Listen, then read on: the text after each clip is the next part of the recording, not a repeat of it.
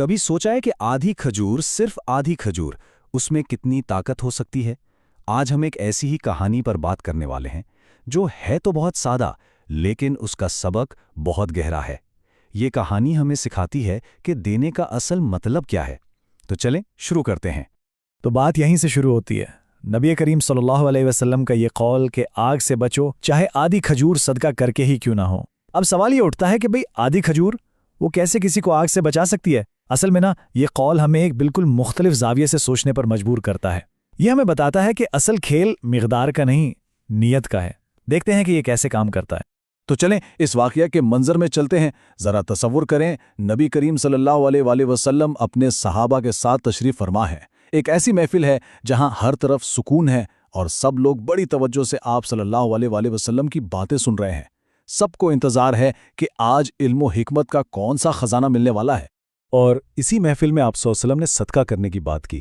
اب یہاں ایک اہم نکتہ ہے، کیا یہ دعوت صرف امیر لوگوں کے لیے تھی جن کے پاس بہت کچھ تھا دینے کے لیے؟ نہیں، بالکل نہیں۔ یہ پیغام سب کے لیے تھا، ہر اس انسان کے لیے جس کے دل میں ایمان تھا۔ یہ ایک طرح سے اعلان تھا کہ بھائی دینے کا تعلق آپ کی جیب سے نہیں، آپ کے دل سے ہے۔ اور اسی بات کو سمجھانے کے لیے ایک واقعہ پیش آیا، ایک ایسا واقعہ جو اس تعلیم کی زندہ مثال بن گیا۔ چلیں اب اس کہانی کی طرف چلتے ہیں جو ہمیں بتائے گی کہ ایک چھوٹا سا عمل کیسے ایک بہت بڑا سبق بن جاتا ہے۔ تو جیسے ہی آپ صلی اللہ علیہ وآلہ وسلم نے صدقہ کی دعوت دی، مجمع میں سے ایک شخص اٹھ کھڑا ہوا۔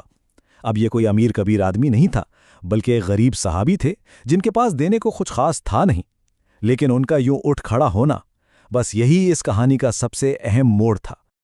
اور یہیں پر ہمیں ایک بڑی دلچسپ چیز دیکھنے کو ملتی ہے۔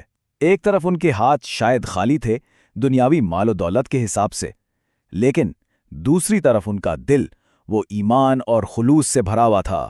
کہہ سکتے ہیں کہ ان کے پاس دنیا کا مال تو نہیں تھا، لیکن وہ خزانہ ضرور تھا جو سب سے قیمتی ہوتا ہے۔ اب دیکھیں انہوں نے کیا کیا، بہت ہی سادہ سا کام۔ انہوں نے اپنی جیب میں ہاتھ ڈالا اور ایک کھجور نکالی، بس ایک کھجور، پھر اسے 2 حصوں میں توڑا اور اس کا آدھا حصہ اللہ کی راہ میں پیش کر دیا۔ ہر ایک عمل میں آپ کو سادگی اور اللہ پر پورا بھروسہ نظر آئے گا۔ اب یہاں رک کر ایک لمحے کے لیے سوچیں، آدھی کھجور، اس کی کیا وقت ہو سکتی ہے؟ آج کے دور میں تو شاید کچھ بھی نہیں، لیکن کیا اللہ کی نظر میں بھی اس کی کوئی قیمت نہیں؟ چلیں اب ذرا اپنی سوچ کا پیمانہ بدلتے ہیں اور دیکھتے ہیں کہ اصل قدر کس چیز کی ہے۔ کیونکہ اللہ کی بارگاہ میں چیزوں کو تولنے کا پیمانہ بالکل الگ ہے۔ وہاں یہ نہیں دیکھا جاتا کہ کتنا دیا، بلکہ یہ دیکھا جاتا ہے کہ کس نیت سے دیا، اور یہی اس کہانی کا سب سے بڑا سبق ہے۔ تو اس کو ایسے سمجھیں، ایک طرف ہے ظاہری مقدار یعنی آدھی کھجور جو دیکھنے میں بہت معمولی لگتی ہے، اور دوسری طرف ہے باطنی نیت یعنی مکمل خلوص جو انمول ہے۔ اور یہی خلوص تھا جس نے اس آدھی کھجور کو پہاڑوں سے بھی زیادہ وزنی بنا دیا۔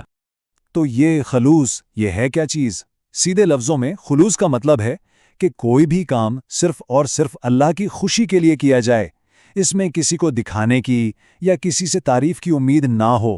یہ بس آپ کے اور اللہ کے بیچ کا معاملہ ہوتا ہے۔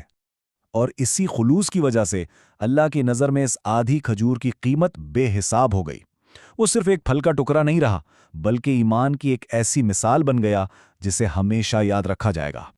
اچھا، تو یہ تو تھی کہانی، لیکن اس سے ہمیں کیا سیکھنے کو ملتا ہے؟ ہم اپنی زندگی میں اس اصول کو کیسے اپنا سکتے ہیں؟ چلیں کچھ اہم نکات پر بات کرتے ہیں۔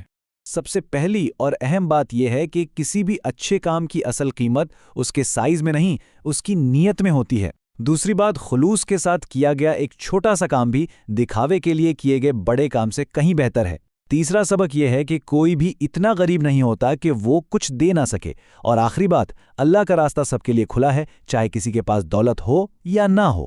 اس کا مطلب یہ ہے کہ اگر ہمارے پاس دینے کے لیے بہت کچھ نہیں بھی ہے تو جو تھوڑا بہت ہے اسی سے شروعات کریں۔